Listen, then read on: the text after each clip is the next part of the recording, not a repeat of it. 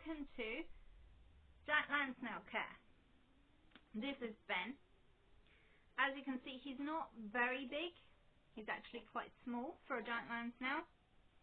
And that is why we are also going to talk about runts in this video as well. Now, different types of giant land snails need different types of care, but only subtly tweaked. So I'm going to focus on Achatina fulica, which is East African land snail, because they're the most common type. Just going to give him a spritz while he's out. Okay. So their shell normally grows to about 12 centimeters long. However, up to 20 centimeters has been recorded. But that's unusual. The usual length is 12 centimeters. Excuse you. They grow slowly their whole lives. However, they do most of their growing in the first year. So within the first year, they're going to basically show their size, their full size. This is it. Bless him, it's tiny. Okay, so they do like quite a bit of heat. They're from Africa, so yeah, they are going to like heat. There's a lot about talk of heat on the websites.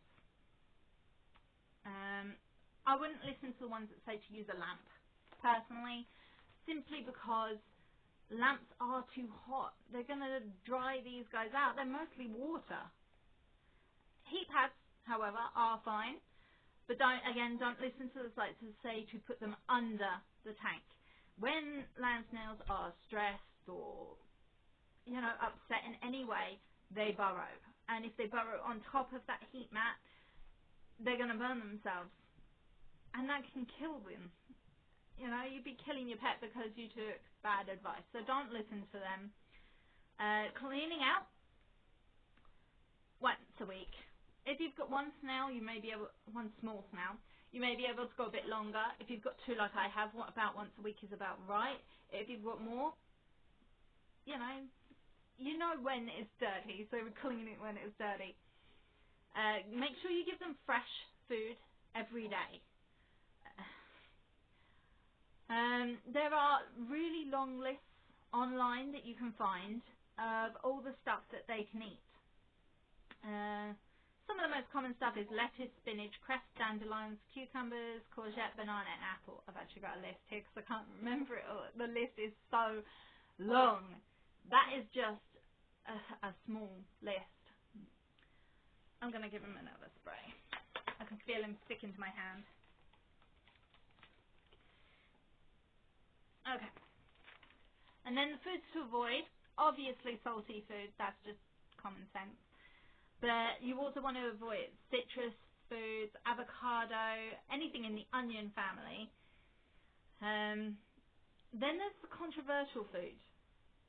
Some sites say that they can eat raw meat. Some sites say they're fully vegetarian. It's a bit he says, she says when it comes to this. So my advice would be avoid it. Just avoid it. If you're worried about your snail's protein intake, there are vegetarian ways to get that. So for you vegetarians out there that have one of these guys, spirulina is a good option for protein. You mix it with some water, add some fish flakes, mix it into a paste, put it in there. That'll sort them out. Once a week, just give them that. And that is their protein intake. Don't forget the calcium. That is really important. When your home is made of mostly calcium, that's a big thing. Some people use powders. You can use reptile powders, for instance. I put in cuttlefish bone for these guys. I also grate it over their food as well. So they've got the choice of the solid cuttlefish or the powdered food. And then I've also got eggshells in with them. Eggshell doesn't have a lot of calcium in it, but as you can see, Ben's shell had a little bit of a problem. He had a big growth slipper at one point, and we couldn't keep up with his calcium intake, even though he was on the cuttlefish bone every day. So make sure you have that calcium, because otherwise their shell is going to end up weak and easily broken, and that can really hurt them or even kill them. Then you've also got the bath time.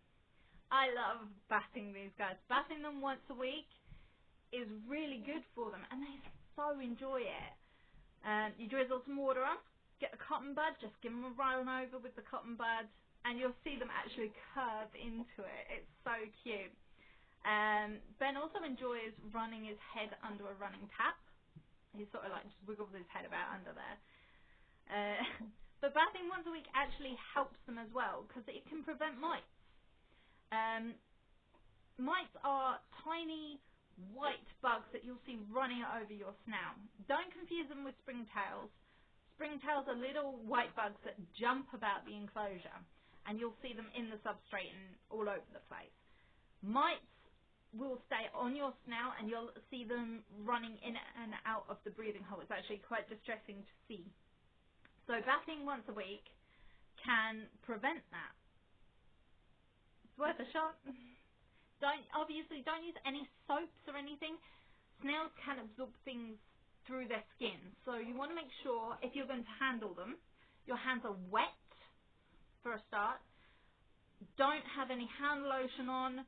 Don't wash your hands with soap. Wash them just with water before holding them.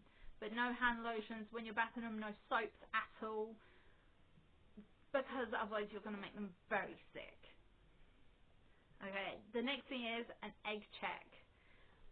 These guys are actually sexually mature and about 6 months old. So when they're 6 months old, they have the possibility of laying eggs. And while self-fertilization is rare, it does happen. So having one isn't necessarily going to stop this from happening. And the amount of eggs these guys can lay is incredible. Depending on the species, there's up to 300 eggs they can lay. And nobody wants that many running around. And it's illegal to release them into the wild.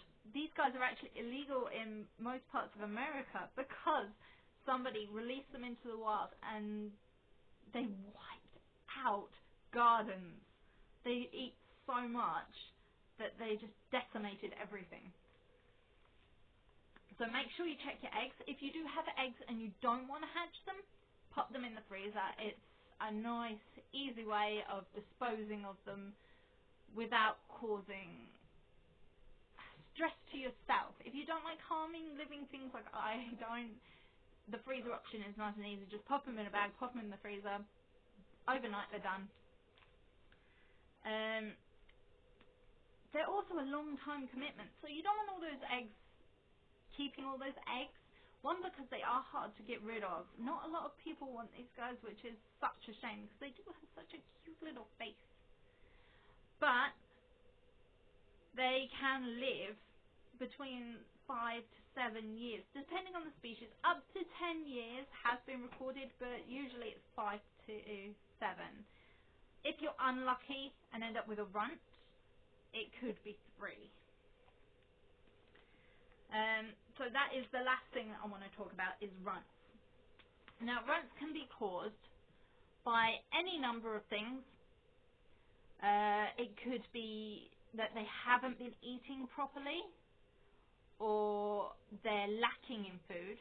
So if they eat everything you've given them, they obviously need a bit more food. There should be some left over to the point of where they go, I'm full, I've had enough.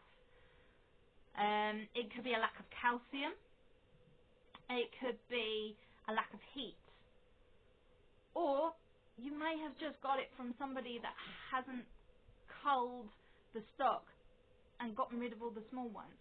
Culled is a nice way of saying disposing of the smaller ones so that they're not bred from. If you have 2 runts, so 2 giant land snails, imagine they're supposed to be about this big and you got them about this big. You breed from them, you're going to get tiny snails. And then they sell them to people, and people buy them, and then they say, I've had this snail for about a year, and it's only got this big.